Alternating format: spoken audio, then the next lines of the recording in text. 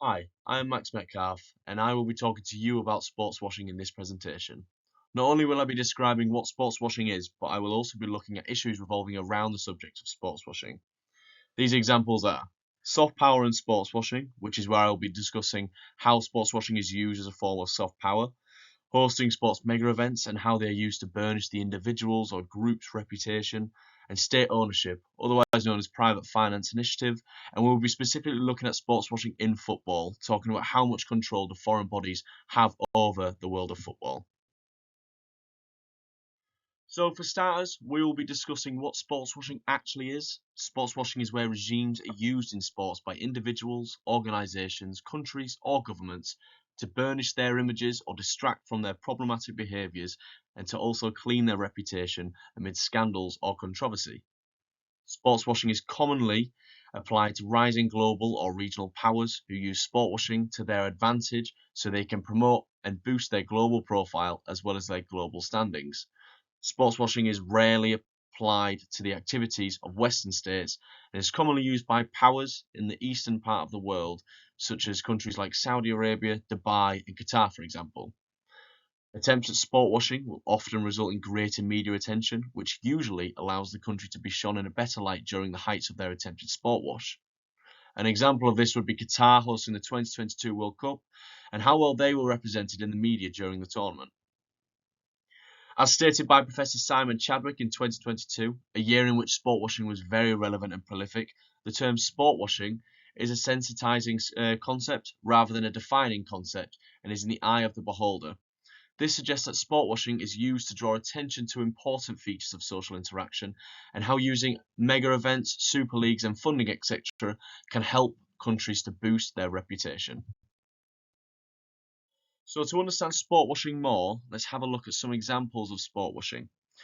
2022 is probably sport washing's biggest year to date. In this year, Beijing hosted the 2022 Winter Olympics and Paralympics, and Qatar hosted the FIFA Men's World Cup. Both countries use these huge events to ensure that they would come out of these sporting events having improved their reputation on the global stage after being broadcast in the media, and as well as hosting successful tournaments. Both countries would have used these sports events to direct attention away from poor human rights records, as well as covering up controversy surrounding the Eastern powers. Now, if we're to move on to state ownership, when we're talking about state ownership and private finance initiatives, we would be talking about Manchester City being owned by the City Football Group, based in Abu Dhabi, as well as more recently, Newcastle's takeover by a consortium of the Saudi Public Investment Fund. Funding from these rich countries transpiring into success on the football pitch can often blur the lines between what is sports washing and what isn't, and allows countries to get away with sports washing through the use of state ownership. Now, if we were to look at sports washing as a whole, we would probably coin it as a new form of greenwashing. There are many forms of greenwashing, but unfortunately, sport washing is the latest addition. Greenwashing is used to make bodies appear more environmentally friendly, allowing audiences to be misled into believing that these companies or countries are doing good, much like sport washing is used to make a reputation better of those who choose to sport wash. If we were to move on to Super Leagues, then the term Super Leagues will most likely be a term which most football fans had hoped they'd heard the last of. That is because in April 2021, it seemed that Europe's biggest teams were to leave their respective leagues and form one big money-orientated Super League, which was a proposal that fortunately collapsed. That being said, rumours of the Super League returning do in fact do the rounds each year. The idea of super leagues enticing stars to play across the world for much more money aren't just in the world of football, as in 2022, a lucrative Saudi Arabian golf tournament was formed called Live Golf. This has rivaled the PGA Tour and has seen big stars join Live rather than participating in the PGA. It's been reported that Tiger Woods was offered £800 million to participate in the Live Golf tournament, showing how money oriented this tournament is. Live Golf has been called out by human rights groups and congressional leaders who point to the Saudi government's human rights violations. It's tied to the 9/11 attacks and the murder of Washington Post journalist Jamal Khashoggi, a vocal critic of Crown Prince Mohammed bin Salman. And I do have the link down for Live Golf in there. Unfortunately, It's not letting me open it.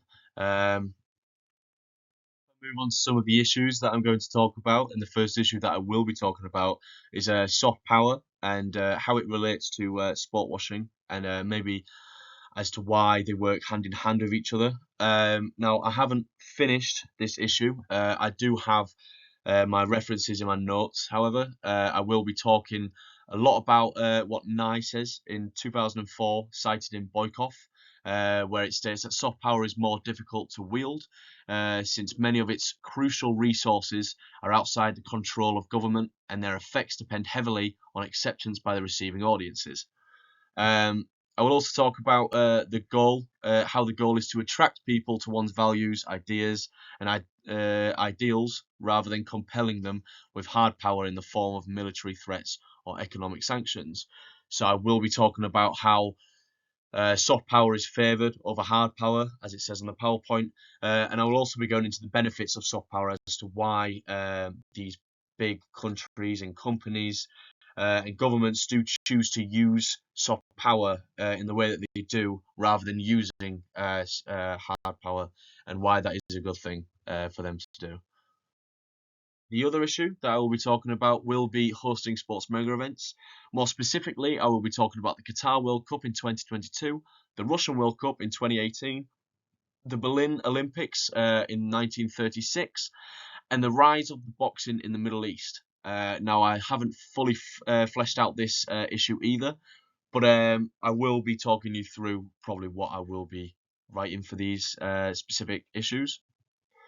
So for the Qatar World Cup in 2022, I'll be talking about the unfortunate issues that happened when building the stadiums, the how Qatar came out very well over the broadcast over the month that the World Cup was on. I will also talk about how people who went over to Qatar had nothing but good things to say about the country. For the Russia World Cup in 2018, I will be talking about how Russia used this to smooth over the issues that happened in the Winter Olympics of that year, of the previous year, as well as the poisoning of the man in Salisbury.